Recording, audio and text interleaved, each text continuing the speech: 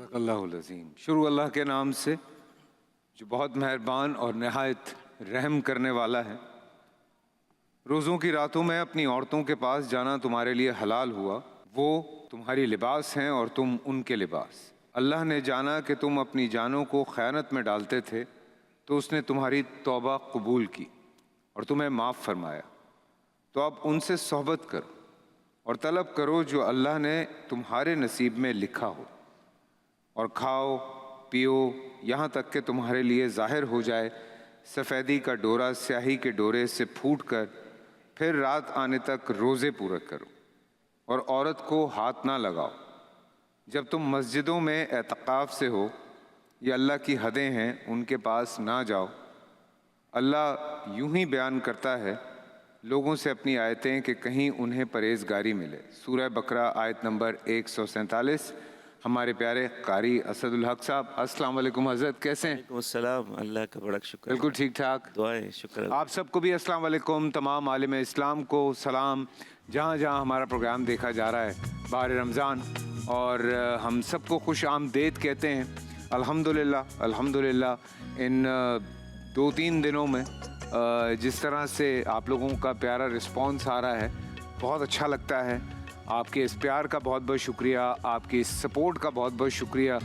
और जब हम प्रोग्राम भी करते हैं, मैं अगर अपनी भी बात करूं तो कोशिश ये होती है कि कुछ ऐसे मौज़ूआत पे बात की जाए जो शायद कहीं और डिस्कस नहीं होते, और हमारे देखने वाले भी चाहते हैं कि हम ऐसे मौज़ूआत सामने लेकर आएँ। हमने जब डोमेस्टिक वायलेंस पे बात की तो बेइंतहा मैसेजेस हमारे पास एक ऐसे मौजू के लिए आए जो शायद आज से पहले ऑन एयर उस तरह से डिस्कस नहीं हुआ जिस तरह आज हम उसको डिस्कस करना चाहते हैं। और वजह भी यही है कि ये मौजू शायद आपने किसी ड्रामे में देखा हो और उसके बाद एक वाह वेला मचा हो, और लोगों के अंदर एक आदत है, वो कहते हैं कि ऐसा कहाँ होता है।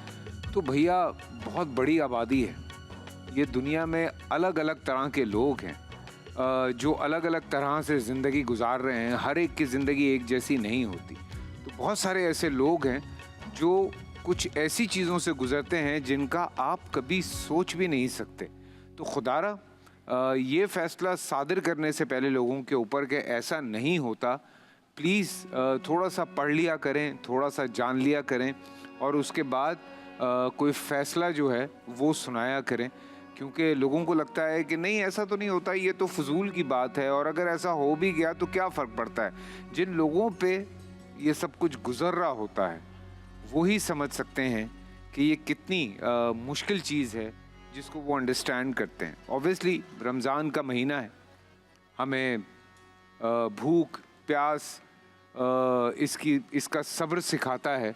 आपके पास चाहे ताकत हो जिस्मानी या पैसे की, उसके बावजूद ही आपको सिखाता है कि किस तरह आपने अपनी उस ताकत को बर्दाश्त करना है, आपने किस तरह अपने ऊपर काबू रखना है। हर चीज़ के ऊपर, खाने पीने की चीज़ें आपके सामने मौजूद हैं, लेकिन आप सब्र करते हैं, और इसी सब्र को लेके चलना है। आज जिस मौजू पे हम बात करना चाहते हैं, अक्सर व बेशतर उस मौजू के बारे में बात होती नहीं है, इसलिए घर की दीवारों के पीछे ये बातें दब के रह जाती हैं, और बहुत सारी फैमिलीज़ जो हैं वो डिस्टर्ब हो जाती हैं, और उसकी वजह से दिलों में दूरियां पैदा होती हैं, और रिश्ते जो हैं वो ख़राब होते हैं। तो घरों को जोड़ने के लिए, एक दूसरे के करीब होने के लिए ये बहुत इम्पॉर्टेंट है कि आप छोटी छोटी चीज़ों को अंडरस्टैंड करें और उन चीज़ों को समझने की कोशिश करें। निकाह एक इंतहाई खूबसूरत चीज़ है, दो लोगों को जोड़ने का नाम है, ना कि ज़बरदस्ती एक दूसरे के ऊपर आपको मुसल्लत किया जा रहा है। ना उसके मायने ये हैं कि आप कोई इख्तियार आपको मिल गया है और आप ताकत का हक़ रखते हैं। कोई भी जो स्ट्रॉन्ग पार्टी है, चाहे वो मर्द है या औरत है, मैं हमेशा एक बात कहता हूँ कि अल्लाह ताला ने जब ये निकाह होता है और आप एक दूसरे के अज़दवाजी ज़िंदगी में आ जाते हैं तो आप एक पार्टी बन जाते हैं, आप दोनों एक हो जाते हैं। ना उसमें अना है, ना उसमें कोई ऐसी चीज़ है जो आप लोगों को अलग कर सकती है।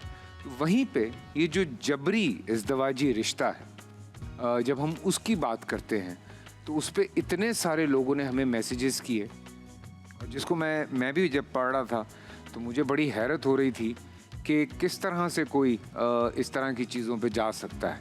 अच्छा, एक बात मैं ये क्लियर कर दूं कि हम जब बात करते हैं तो हम जेंडर फ्री होके बात करते हैं। सो ज़रूरी नहीं है, क्योंकि अगर परसेंटेज देखी जाए तो ऑब्वियसली मर्दों के पास ज़्यादा परसेंटेज है, औरतों के पास बहुत कम परसेंटेज है।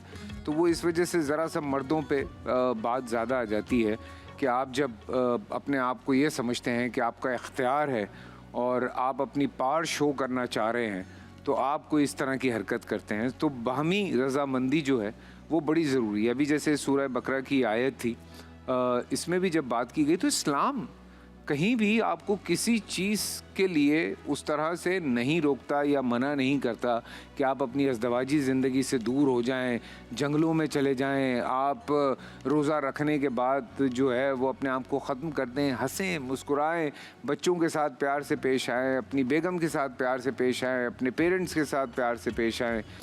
जो हम कोशिश करेंगे कि जब हमारे उलमाए कराम आएँ तो हम उनसे बात करें। सो बहुत एक सेंसिटिव इशू है जिस पे आज हम बात करना चाह रहे हैं।